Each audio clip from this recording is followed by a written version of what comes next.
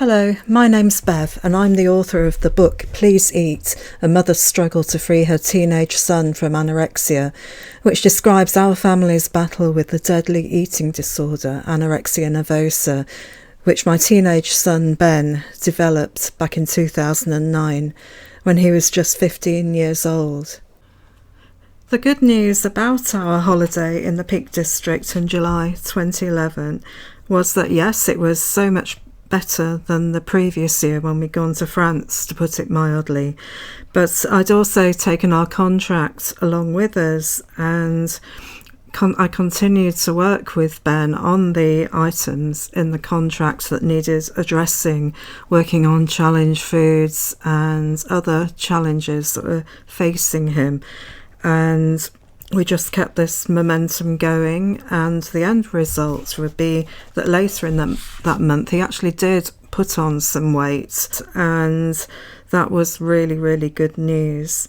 And this post from the 19th of July 2011 is called So Far, So Relaxed and So Much Better Than Last Year.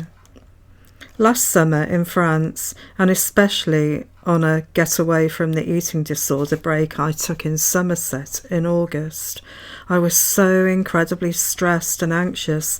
My whole body actually physically seized up at one point, unhelpfully, while I was driving down the motorway.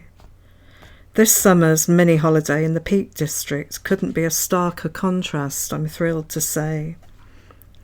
Last August, Ben and I had just been for our Friday CAMS session. He was rapidly losing weight week after week, and CAMS were failing to do anything to halt it, in my opinion. Ben was also going through his nightmarish, ultra-depressed eating disorder rage suicidal phase, a period where I was seriously worried I would lose him. It was the eating disorder at its worst. I'd agreed to drive Ben down to Cheltenham, where Ben's dad was working at the time.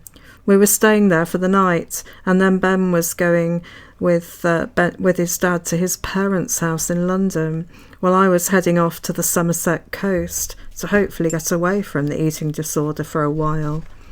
But I was so stressed, anxious and tense that my whole body began to seize up as I drove the 200 miles to Cheltenham.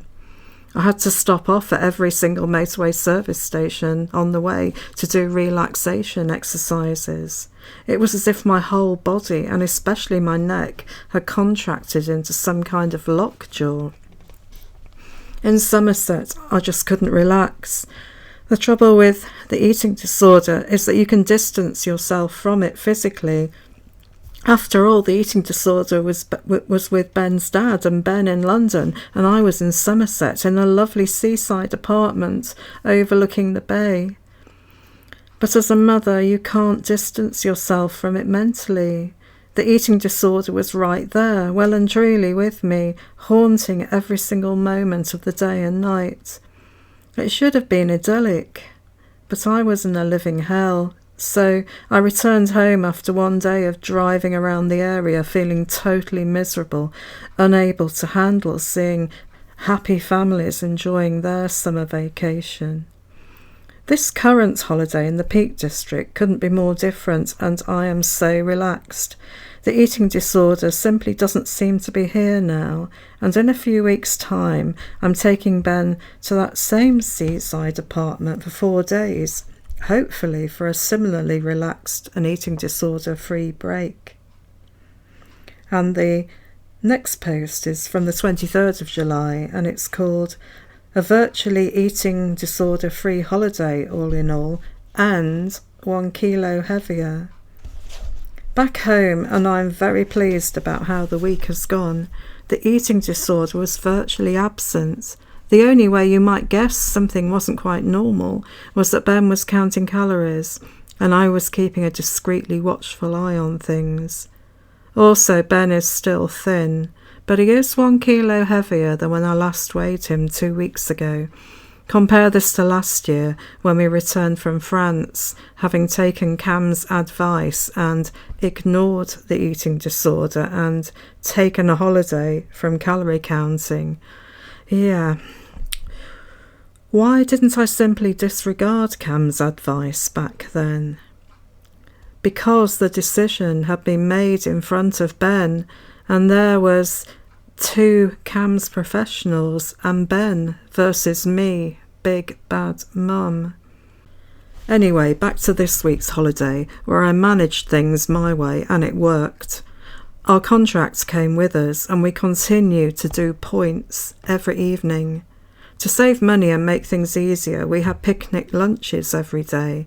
But this lunchtime, Ben opted for the unknown quantity, a jacket potato with butter and beans at a National Trust restaurant. I was a bit nervous when the jacket potato took ages to arrive and wasn't brilliant when it did.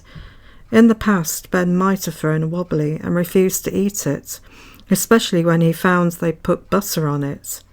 Today he was just like a normal starving teenage boy who wanted his lunch and fed up with waiting and ate every morsel, despite the fact it has obviously been baked earlier and reheated.